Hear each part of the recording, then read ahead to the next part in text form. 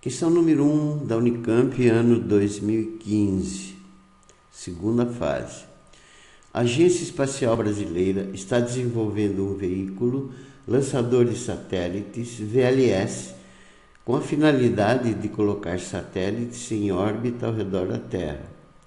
A agência pretende lançar o VLS em 2016, a partir do Centro de Lançamento de Alcântara, no Maranhão. Letra A. Considere que, durante um lançamento, o VLS percorre uma distância de 1.200 km em 800 segundos. Qual é a velocidade média do VLS nesse trecho? Letra B. Suponha que no primeiro estágio do lançamento, o VLS suba a partir do repouso com aceleração resultante de módulo AR. Considerando que o primeiro estágio dura 80 segundos e que o VLS percorreu uma distância de 32 km, calcule essa aceleração resultante. Resolução. Letra A.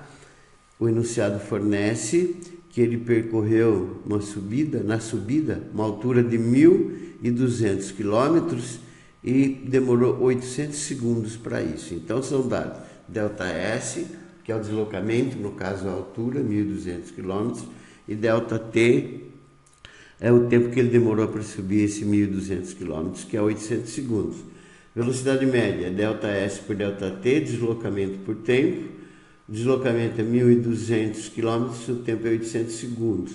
Então vai dar uma velocidade média de 1,5 km por segundo ou 1.500 metros por segundo. Letra B. No primeiro estágio, ele partiu do repouso. O enunciado, que é a aceleração resultante, diz que ele demorou 80 segundos na subida e percorreu 32 km, que é igual a 32 mil metros. A função horária do espaço do MRU, porque agora é um movimento variado que possui aceleração, é ΔS, é V0T mais AT² sobre 2. O ΔS é fornecido, 3.200, a velocidade inicial. Você não tem zero, o tempo é 80, mais a aceleração que ele está pedindo, que é a R vezes o tempo ao quadrado, 80 ao quadrado sobre 2. Isso vai dar 32.000, 0 vezes 80 é 0, mais a R vezes 80 ao quadrado, 6.400 sobre 2. Resolvendo isso, a aceleração resultante pedida vai ser 64.000 dividido por 6.400. Essa aceleração resultante pedida, ela vale 10 metros por segundo ao quadrado. Segunda questão. O movimento browniano é o deslocamento aleatório de partículas microscópicas suspensas em um fluido devido às colisões com moléculas do fluido em agitação térmica. A figura abaixo mostra a trajetória de uma partícula em movimento browniano em um líquido após várias colisões. Essa é a figura aqui. Sabendo-se que os pontos negros correspondem às posições da partícula a cada 30 segundos, qual é o módulo da velocidade média dessa partícula entre as posições A e B? Letra B. Em um dos seus famosos trabalhos, Einstein propôs uma teoria microscópica para explicar o movimento de partículas sujeitas ao movimento browniano.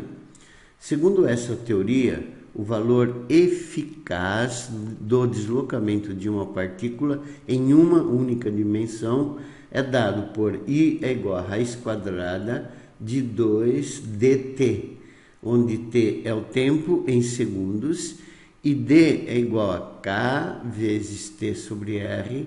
Esse d é o coeficiente de difusão de uma partícula em determinado fluido, em que K é igual a 3 vezes 10 a 18 metro cúbico por segundo graus Kelvin.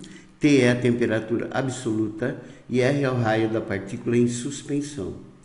qual é o deslocamento eficaz de uma partícula de raio 3 micrômetros, 3 vezes 10 a menos 6 metros, nesse fluido a uma temperatura de 300 Kelvin após 10 minutos. Letra A. D é o deslocamento, claro que é vetorial, da partícula entre as posições A e B. E sua intensidade nós vamos calcular. Então, veja bem, está aqui a partícula, ela fez isso, tudo isso aqui. Entre A e B, então o deslocamento entre A e B, você traça uma reta que une os pontos A e B. Então, esse é o D, é o deslocamento vetorial da partícula realizada quando ela passa da posição A até a posição B. Veja bem aqui, ó, que esse é o deslocamento D.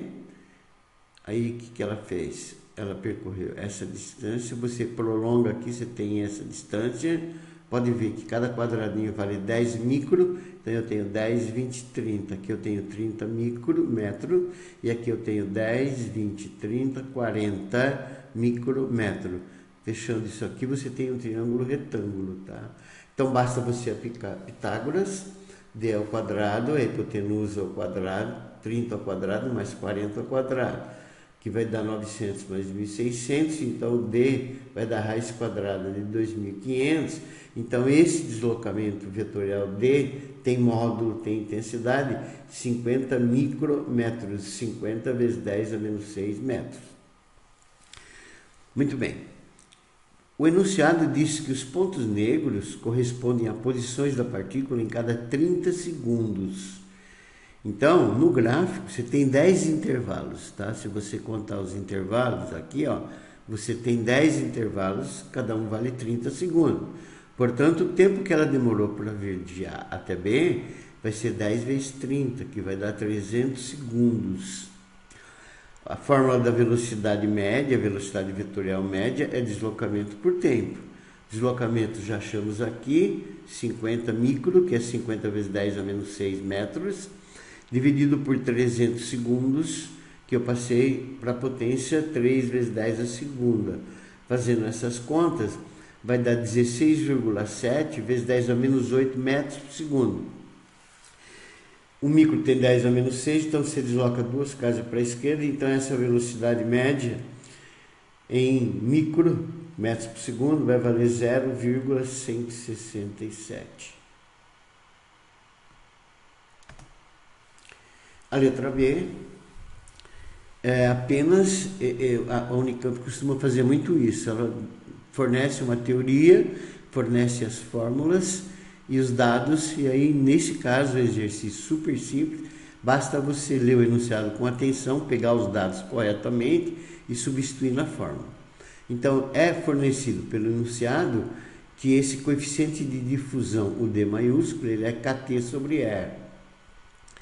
Em um determinado fluido, onde T é a temperatura absoluta, R é o raio da partícula em suspensão, e K é igual a 3 vezes 10 a 18 metro cúbico segundos Kelvin.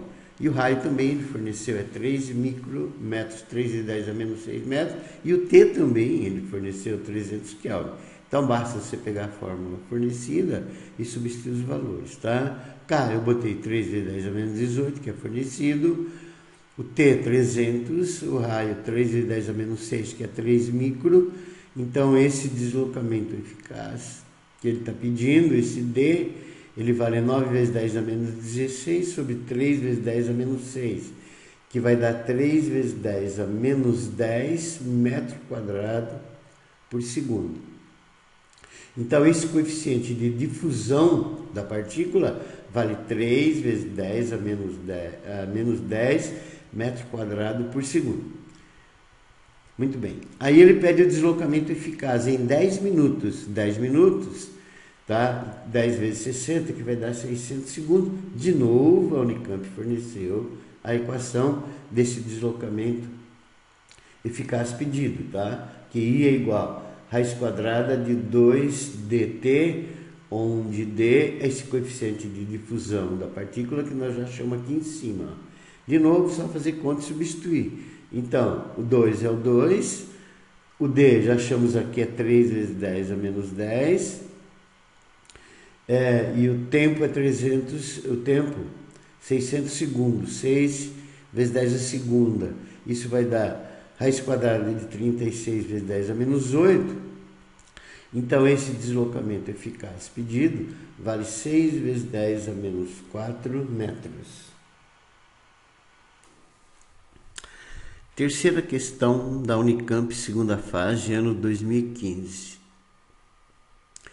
Jet-Leve é um equipamento de diversão movido a água. Consiste em um colete conectado a uma mangueira que, por sua vez, está conectada a uma bomba de água que permanece submersa, retirando a água.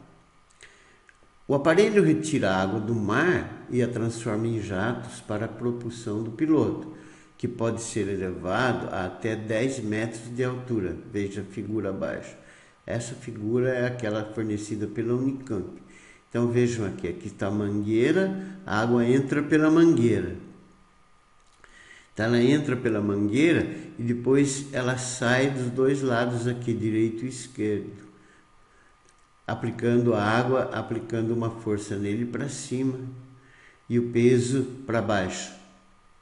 Aqui eu botei um desenho para você enxergar melhor. Ó. Tá vendo? Aqui está a mangueira retirando a água do mar, então a água entra e aí o que acontece? Ela sai por aqui e por aqui. Quando ela sai por aqui, ela aplica uma força nele para cima e ele sobe. Na letra A diz assim: qual a energia potencial gravitacional em relação à superfície da água de um piloto que tem massa de 60 kg quando é elevado a 10 metros de altura e considere o G 10 metros por segundo ao quadrado. Na letra B, que é mais complicadinho agora, considere que o volume de água por unidade de tempo,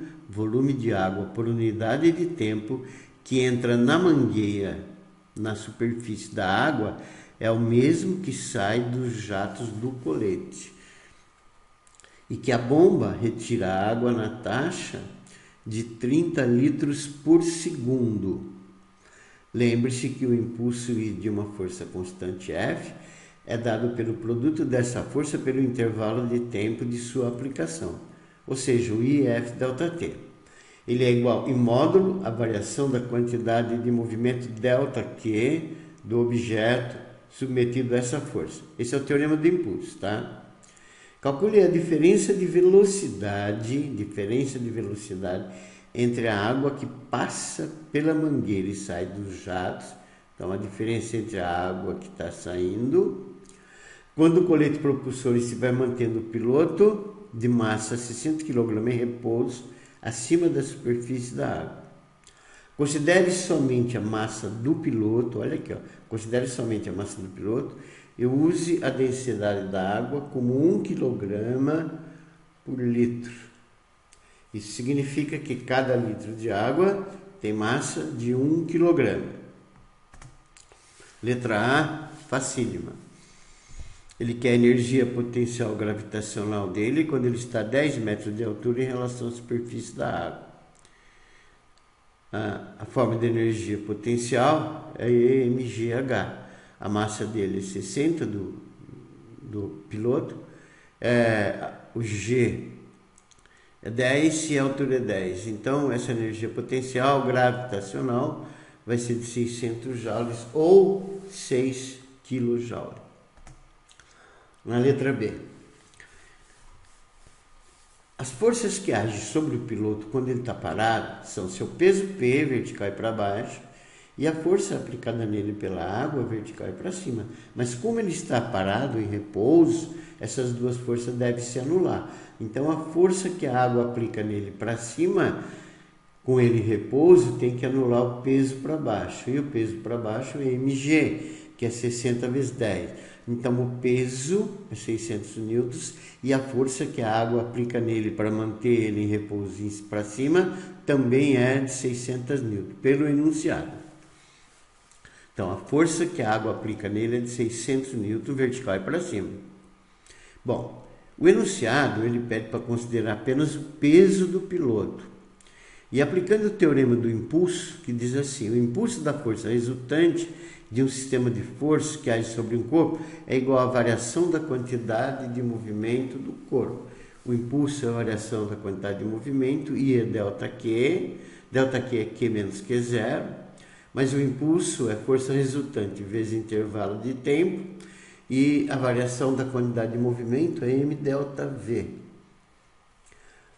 Essa forma fica simples assim em módulo. FR, que multiplica o intervalo de tempo, que é o tempo final menos inicial, é igual a massa, que multiplica a velocidade final menos a velocidade inicial. Isso aqui é uma expressão, que é uma consequência do teorema do impulso. Nós vamos trabalhar apenas em módulo e vamos lembrar que a força resultante sobre o sistema é apenas o peso, que é da água. Então, porque isso é o enunciado que pediu para você considerar apenas a massa, tá? Do piloto. Então, você terá que F da água vezes o intervalo de tempo é igual a massa da água que atravessa o sistema, e ΔT é o intervalo de tempo. E ΔV é a diferença que ele está pedindo entre a velocidade da água que entra pela mangueira e a velocidade da água que sai pelos jatos. Nesse intervalo de tempo, ΔT, que nós temos aqui, ó. Então, força aplicada pela água vezes o intervalo de tempo é a massa vezes a variação de velocidade. Acontece que a força aplicada pela água é o próprio peso. Aí o que eu fiz? Eu peguei esse ΔT e joguei dividindo. Então o ΔT passa dividindo, aqui vai ficar só a força aplicada pela água, que é 600. Variação de velocidade ΔV, e aqui ficou massa por intervalo de tempo. Massa por intervalo de tempo, muita atenção. Mas acontece que o enunciado forneceu que a vazão da água que atravessa o sistema é 30 litros por segundo. E vazão é massa por tempo, tá? É a quantidade de massa de água que atravessa o sistema no intervalo de tempo. Então, esse M sobre ΔT é 30 litros por segundo. Mas acontece que, como ele disse que a densidade da água é 1 kg por litro, então isso quer dizer que cada litro tem massa de 1 kg. Então, esse M sobre ΔT, que é 30 litros por segundo, tá? Ele vai ficar 30 kg por segundo. Então, aqui você tem a equação 1, nós vamos substituir esse M por ΔT aqui por 30, então vai ficar 600 é igual a ΔV, M sobre ΔT, que eu substituí por 30. De onde você vai tirar que a variação da velocidade da água que entra pela mangueira e a velocidade da água que sai pelos jatos é de 20 metros por segundo.